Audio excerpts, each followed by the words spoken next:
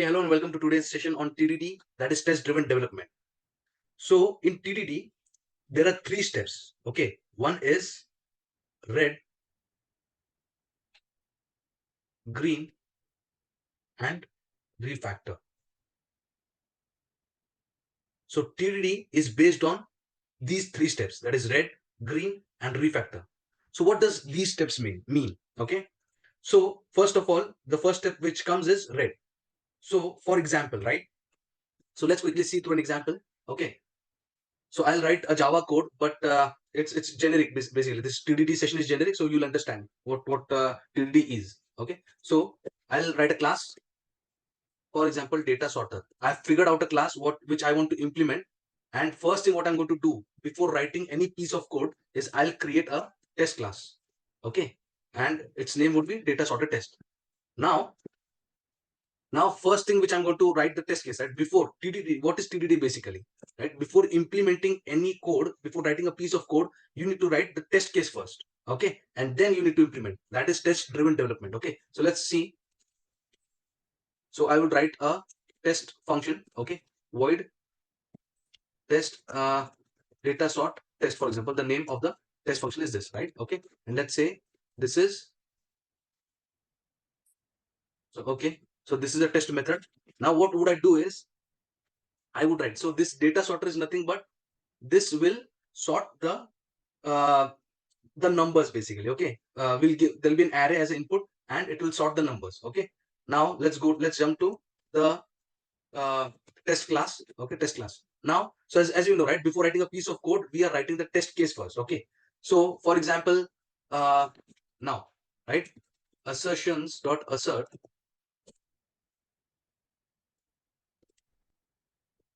array equals, right. For example, now let's say the expected array, right, expected, for example, expected data equal to new int 0.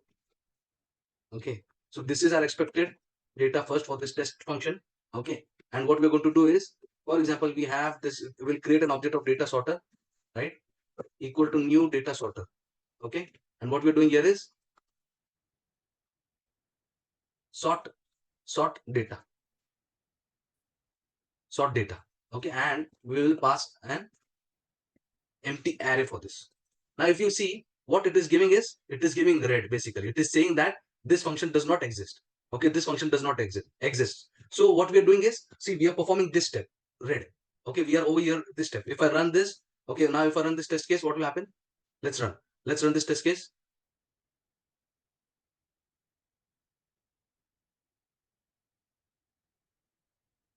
So now it is saying cannot find symbol sort data, right? So this is red. Okay, so this is giving an error or the test case is failing. Okay, this is giving an error. That means this is red. This is red step. Now what I'm going to do is I'm going to implement this function sort data. Okay, I'm going to implement this function sort data. Okay, and what I'm simply going to do is return right ints, for example, what was the input output. Okay, now what I did, now my test case failed, and what I did is I implemented this function in the data sorter, and I'm just returning whatever was the input, I'm returning as output. Okay, and now if I run, what happens? Let's see.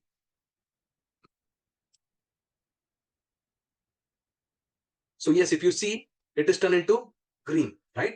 The test case has passed. This test case has passed. Okay, so what it did, sort data, it took in empty integer array and it is returning the empty array. Okay, and here the expected data is empty array only, if you see, right? So this test case is passed. So what we've done, we have transitioned from red to green, right? From red to green. Okay, our test case is passed. Okay, now what I'm going to do is, so this way, so this is what TDD is, right? Test driven development. First you write the failing test case, then you implement the code to pass that test case. Okay, now similarly what we're going to do is, now I'm going to write another, let's name it 1. Okay, let's name it 1, and let's say we pass in the input, right? We pass in the input 4 comma 2 comma 1. This is input array, right? And what is my expected data, right? For example, let's say, right, what should be the expectation? The expectation is that the data should be sorted. When I'm passing this 4 comma 2 comma 1, it should be sorted 1 comma 2 comma 4, right? Now let's run this and see if it is uh, if it is passing, no, it is failed, right? It is failed. The test case is failed.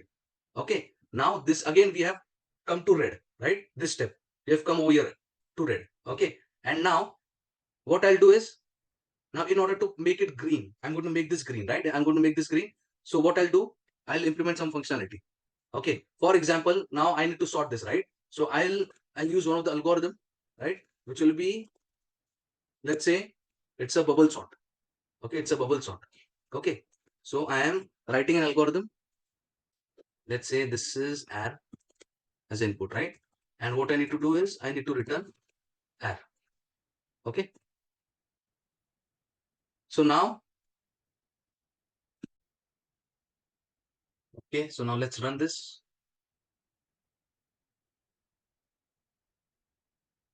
Yes, it is turned to green. So this we had passed, right? As input 4 to 1. Now, since its test case is passed, right? So it is matching the expected 1 to 4. So we can say now this algorithm is sorting, this function is sorting the elements. Okay.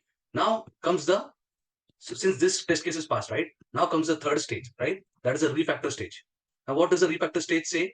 Is like, okay, this function is working as expected, but can I optimize? Now we have to think, can I optimize the code? Can I optimize the time complexity, or can I make the code better in terms of readability, right? Or can I, like, is it following the solid principles, right? So we can ask such questions in this step, right? So now in this case, this time complexity, what it is, the sorting time complexity, we have used bubble sort, which is giving O of n square, right? Which is giving O of n square. So I'm asking this question, can I optimize this? So yes, I can optimize this. So in the refactor stage, you have to think that. Okay, so I'm going to use what? I'm going to use quick sort. Okay, which is a better algorithm than bubble sort, definitely. The time complexity is O of n log n. Okay, O of n log n. So I'm going to use that, right? So let me, now I'm refactoring the code. That means I'm refactoring the code to make the code better. Okay, to make the code better. So what I'm going to do is I'm going to pass on, I'm going to call quick sort. Quick sort. I'm going to pass this array 0 and array dot length, right? Array dot length high. I need to pass as -1, right? Which is a high. So I pass this, and does a quick sort return something? No, it modifies the input array only, right? So I'll pass on the input array. Now I have refactored the code, right? Which is this step? Which is which step? After my code was turned green, right? After my test case was turned green, I saw the code and I refactored the code, right? I refactored the code. Now I'm going to run the code, right? I'm going to run the code.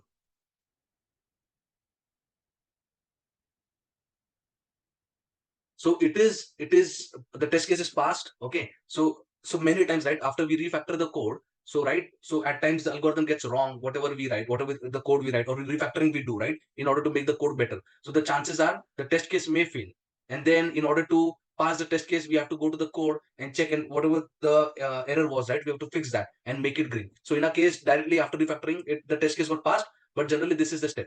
After refactoring, the test case may fail because there's some bug in the code. Okay, so these are the steps. So these three steps, right, these three steps signify test driven development. Okay, that is, first is red. Before writing any piece of code, we write the failing test case for that.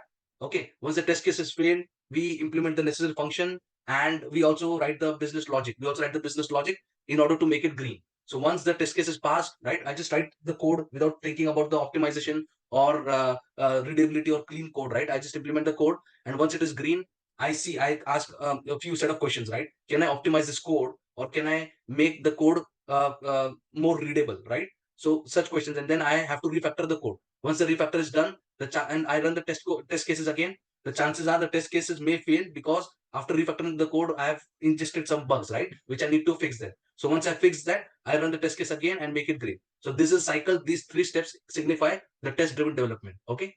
So I hope you have understood the concept of test-driven development. Thanks for watching. Please subscribe to my channel and like the video. Thank you.